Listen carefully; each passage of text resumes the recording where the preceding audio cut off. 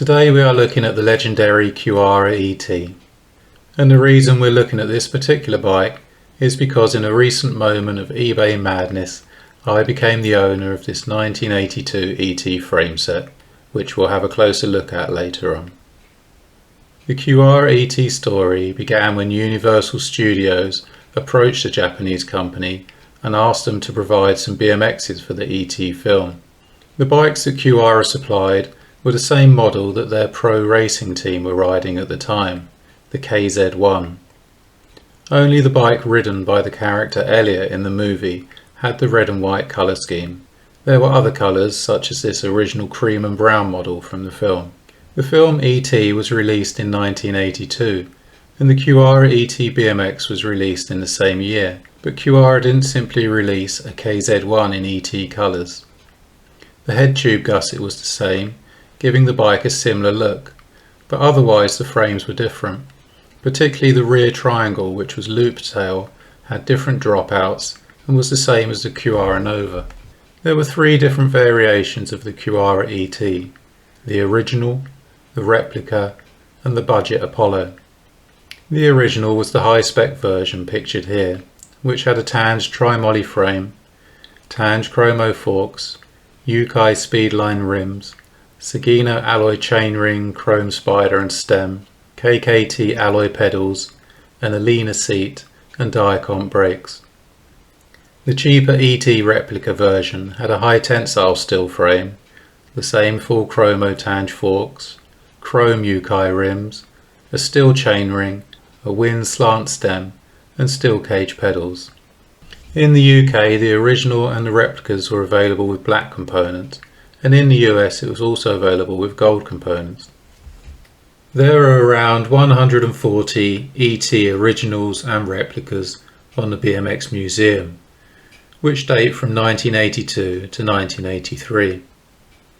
By the end of 1983 the ET phenomenon was fading and there were apparently thousands of unsold Kuwahara ETs sitting around in warehouses in the USA. Unable to sell these models, Kuwahara stripped the frames of paint, chromed them, reassembled them with the same ET components, and then sold them as KYZ models. If you would like to own a Kuwahara ET, you don't have much choice, but they do come up for sale occasionally, and in fact there are a couple of examples for sale on eBay UK right now. First up is this great Survivor replica model, and the owner says everything is original apart from the tyres, stem and pedals. It even includes the original owner's manual and chain guard. It's on auction and the starting price is £2,250. Next up is another Survivor replica, which is completely original except for the modern pad set. The paint looks a bit rough in places, but it's still a great example. The buy it now price for this one is £2,750. Apparently the original Kuwahara KZ1 that the character Elliot rode in the ET film is now owned by Tom Megan, the former lead singer of UK rock band Kasabian, who is a keen collector of sci-fi film memorabilia and is claimed to have bought it at auction for £10,000. It is said that he now keeps it in his flat with a basket on it and a life-size model of ET in it. So I first saw this frame set on eBay and there was only 20 minutes left on the auction and the bidding was at £900. I've always wanted an ET and my mind went into overdrive with a few remaining minutes on the auction as I scanned the photos, checking the condition of the frame and the serial number to try and make sure it was genuine. I knew it was a rare opportunity, so I made a bid and ended up winning it for £960. According to the excellent Kuwahara resource website, kuwahara-bmx.com, the T at the beginning of the serial number means the frame was built by Toyo in Japan. Toyo built lots of frames for Kuwahara using Tange tubing.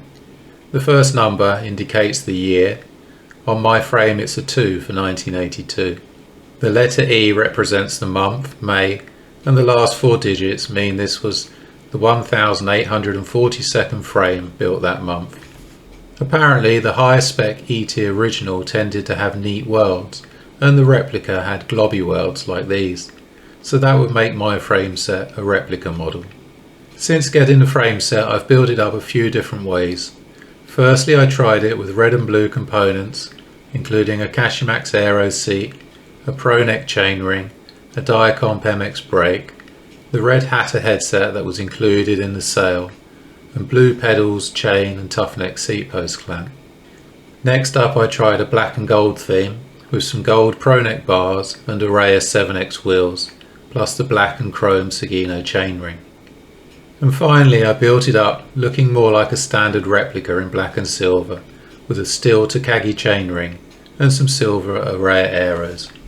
This is a bike I'm going to keep for a long time, and no doubt I'll be experimenting building it up with lots of other different parts.